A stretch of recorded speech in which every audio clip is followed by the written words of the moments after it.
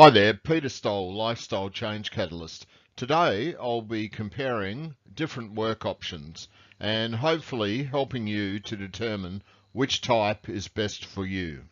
Okay, here we go. Firstly, let's have a look at the four different types we'll be comparing. Firstly, there's an employee, then the traditional small business operator, then a franchisee, and then an online business.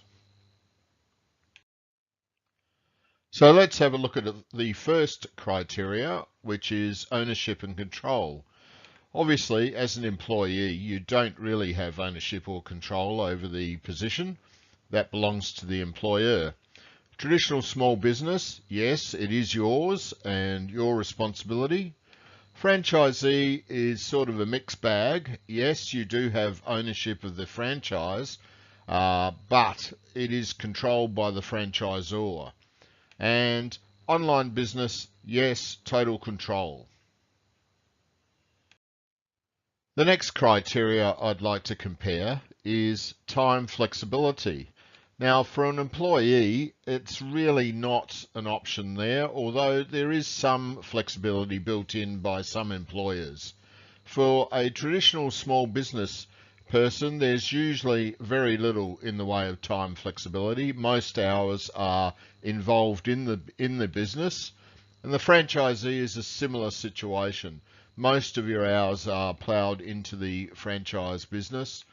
For an online business, though, there is quite a bit of time flexibility available to the operator.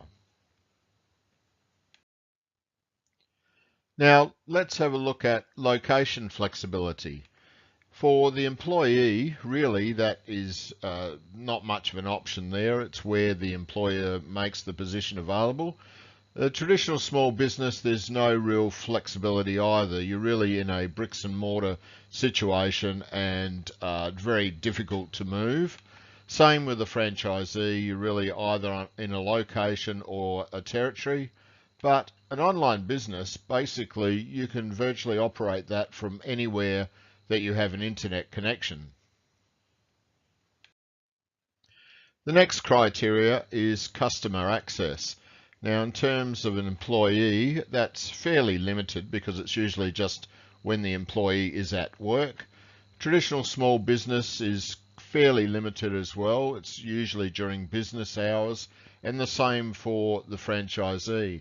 Now, I have put a little plus sign there for both traditional small business and franchisee because both of those could augment their business with an online presence, which may give the customers a lot more access to their actual business.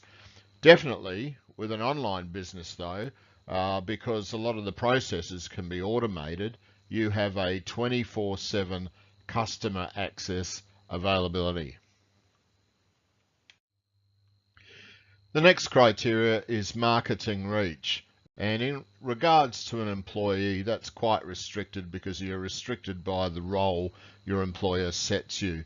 In terms of the traditional small business, that's fairly restricted as well, depending on how far you physically can reach.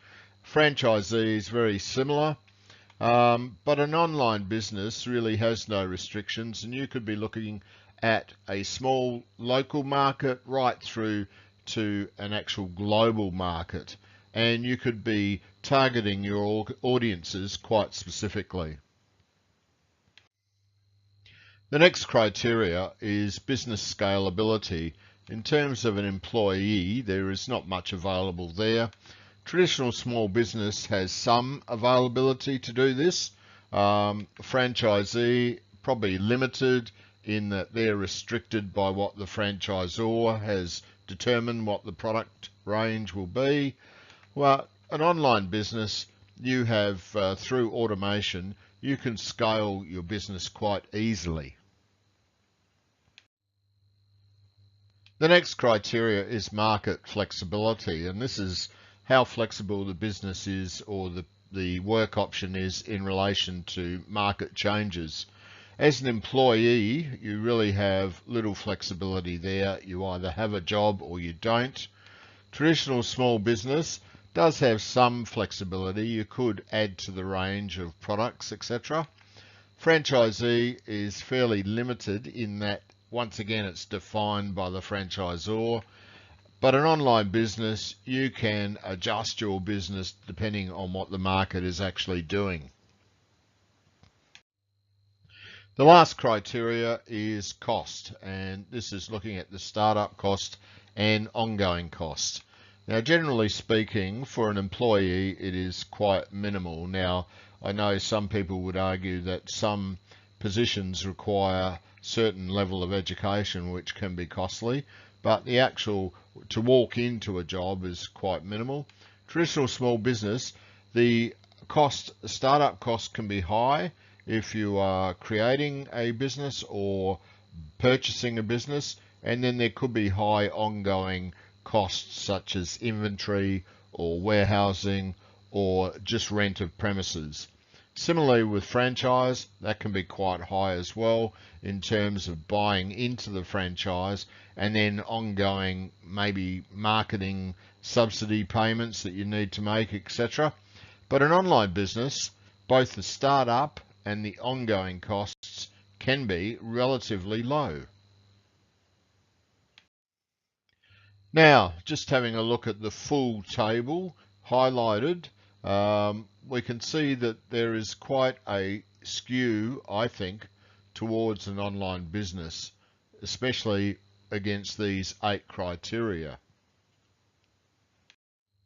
And this is perhaps a bit clearer if I highlight those areas which I think are the positive areas. So against those 8 criteria, I think that paints a perfect picture that the online business is certainly hands and heads above the other 3 options. So if you would like to discover more about how to create an awesome online business that is designed to support your ideal lifestyle, then please check out my website, lifestylechange-catalyst.com, or my Facebook page, Lifestyle Change Catalyst Peter Stoll. And don't forget, only you can make it happen. So until next time, cheers.